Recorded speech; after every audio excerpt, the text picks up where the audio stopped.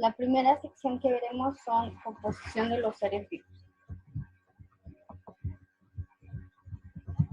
Existen varios niveles de organización que son, empezando por nivel químico, el segundo son moléculas, células, tejidos, órganos, sistemas, organismo, población, comunidad, ecosistema y biosfera. El nivel químico es el más pequeño y incluye átomos y moléculas. El segundo nivel son diversos elementos.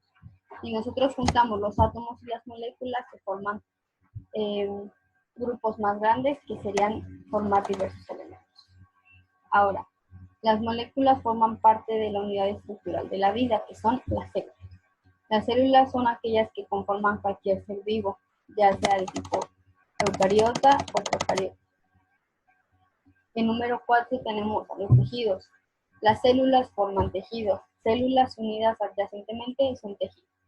¿Un tejido qué es? El tejido va a ser una cubierta protectora que va a permitir la movilización de materiales a través del cuerpo. Número 5, los órganos.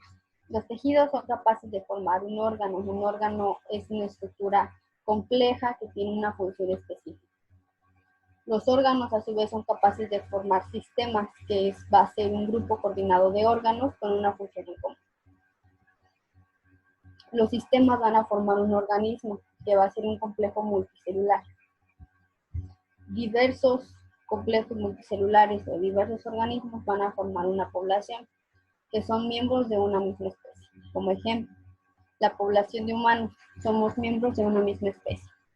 Si juntamos nuestra especie con otra especie, ya sería una comunidad, que es una población de diversos organismos. Ecosistema. El ecosistema es una comunidad junto con su entorno. Y la biosfera incluye a todos los ecosistemas de la Tierra en conjunto.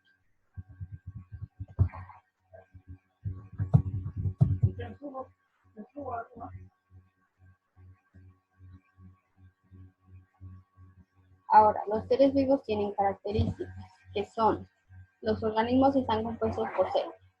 Los organismos crecen y se desarrollan. Los organismos regulan sus procesos metabólicos. Responden a estímulos, se reproducen y al mismo tiempo evolucionan y se adaptan al medio ambiente. Ahora, como primer tema está la composición química de los seres vivos. Los elementos que conforman a todos los seres vivos son carbono, hidrógeno, oxígeno, nitrógeno, fósforo y azufre. Estos son los elementos fundamentales para cualquier proceso biológico. Estos, a su vez, si se unen de forma química o forman enlaces químicos, son capaces de formar grupos funcionales, dentro de los cuales están los 6 siguientes: hidroxilo, carbonilo, carboxilo, amino, sulfhídrico y fosfato. Estos grupos funcionales, a su vez, si se unen en conjunto, son capaces de formar macromoléculas. En esta tabla podemos ver la estructura química del hidroxilo, que es un OH, oxígeno e hidrógeno. En el caso de carbonilo es carbono y oxígeno. En el caso de carboxilo es CO2, carbono y 2 moléculas de oxígeno. Amino, una molécula de nitrógeno y 2 de hidrógeno.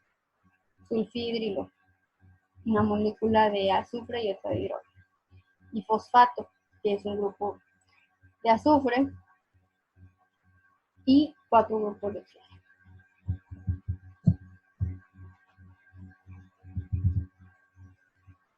Composición química de los seres vivos. Continuamos con los grupos funcionales que forman macromoléculas.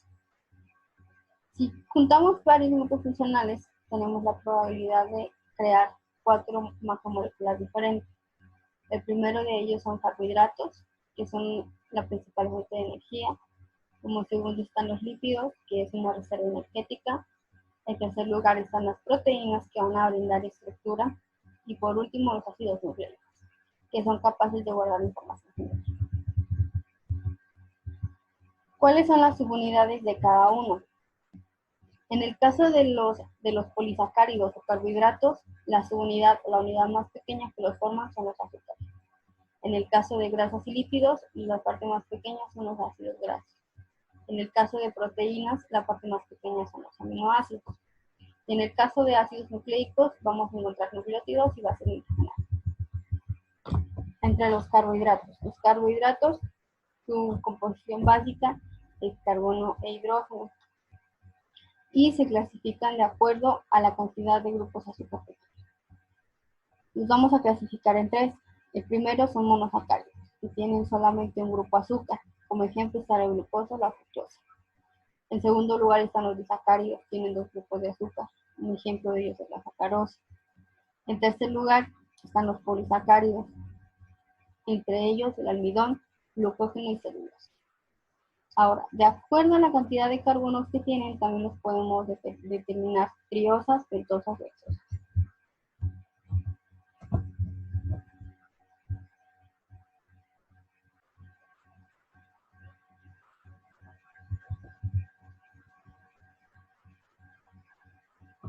Ahora, en el caso de carbohidratos, los monosacáridos están comúnmente constituidos de 3 a 7 átomos. Como ejemplo está la glucosa, la fructosa, ribosa y la celulosa.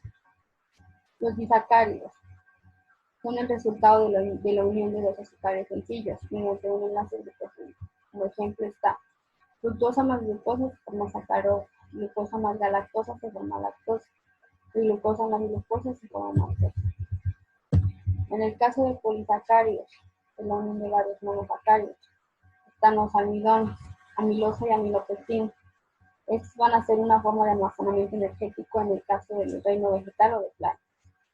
La celulosa es un polisacárido estructural que constituye principalmente las paredes celulares de los vegetales. El glucógeno es una forma de almacenar carbohidratos en células animales o glucosa en el tejido muscular. El segundo grupo de macromoléculas son los lípidos. La característica de los lípidos es que son no polares y son insolubles, que quiere decir que no son capaces de estar en contacto directo con agua. Los podemos clasificar en 6. El primero son grasas, que pueden ser saturadas e insaturadas. El segundo son triglicéridos, que es la unión de 3 ácidos grasos a glicerol. Los ácidos grasos, como ejemplo, pueden ser palmítico, esteárico y oleico. Fosfolípidos. Están compuestos por una cadena hidrofílica y una cola hidrofóbica constituida por cadenas de ácidos grasos, que son componentes principales de las membranas celulares. Número 4. Singolípidos. Se representan como las isinomielinas, cerebrósidos y gangliosidos. Se encuentran principalmente en el sistema nervioso. Los esteroides. Son 4 anillos fundidos de átomos de carbono con grupos funcionales unidos. Entre estos encontramos la progesterona, testosterona, aldosterona, cortisol, exisoma y colesterol. El colesterol va a ser un precursor de otros esteroides como vitamina D y algunas hormonas. Por último están los terpenos. Como ejemplo tenemos carotenos y xantofilas, que son pigmentos fotosintéticos o capaces de captar fotones en células vegetales. El grupo de macromoléculas número 3 son las proteínas y su composición se basa principalmente en carbono, hidrógeno, oxígeno, nitrógeno, fósforo y azúcar. Se caracterizan por tener una o más cadenas de aminoácidos. Se unen mediante un enlace de tipo peptídico. Van a ser varios polímeros constituidos por los elementos que ya mencioné anteriormente. Con base a su estructura los podemos clasificar o dividir en dos grupos: proteínas fibrosas o proteínas globulares. Las proteínas fibrosas se encuentran en forma de hebras y tenemos, por ejemplo, la queratina, el colágeno, que son los principales en proporcionar soporte a componentes como tendones, piel y huesos. Las proteínas globulares tienen una forma esférica, participan en los procesos vitales de los organismos como enzimas y anticuerpos. Con base a su composición química la podemos clasificar en simples y conjugadas. Las simples están formadas solamente por aminoácidos, como la albumina, que la encontramos en la clara del huevo, las globulinas, que son proteínas de defensa en el sistema de la sangre, y esteroproteínas como colágeno de tendones y ligamentos. Las conjugadas constan de aminoácidos unidos a un grupo prostético, por ejemplo, las nucleoproteínas, que es la unión de aminoácidos más ácidos nucleicos, o fosfoproteínas, que son aminoácidos unidos a fósforo. Puede tener hasta 4 niveles de estructura que van a determinar su función. Entre más alto sea el nivel, más complejas van a ser. Un péptido es una cadena corta de aminoácidos, como ejemplo la oxitocina. También podemos tener polipéptidos, que es una cadena larga de aminoácidos, y a este ya se le va a llamar como tal proteína. Como ejemplo tenemos la hemoglobina, que es la encargada de captar oxígeno. Las proteínas tienen diversas funciones, aquí nombro algunas: estructurales, como el colágeno, elastina y queratina; catalizadoras, como las enzimas; hormonales, como insulina y oxitocina; de defensa, como las inmunoglobulinas; materiales contráctiles en el músculo, como miosina y actina; de transporte, como la hemoglobina; como elementos de coagulación, como la fibrina; material de reserva, como albumina, caseína y ferritina; división celular en las histonas, en el ADN; y neurotransmisores, como encefalina y endorfina. Ya mencioné que las proteínas están compuestas por aminoácidos. Algunos de estos aminoácidos se pueden clasificar en esenciales y no esenciales. En los esenciales encontramos arginina, triptofano, treonina, lisina, valina, isoleucina, leucina, metionina, fenilalanina e histidina. La diferencia entre los esenciales y los no esenciales es que los esenciales son más comunes y son capaces de formar un mayor grupo de proteínas. Aquí están los 4 niveles de estructura de las proteínas. El último, que es el nivel 4, entre más grande sea, más compleja va a ser y su función va a ser más específica. Por último tenemos a los ácidos nucleicos, que su composición entre elementos químicos es carbono, nitrógeno, hidrógeno, fósforo y oxígeno. Tienen como estructura base un nucleótido, que será una molécula con 3 elementos en su estructura: un azúcar de 5 carbonos, un grupo funcional fosfato y una base nitrogenada.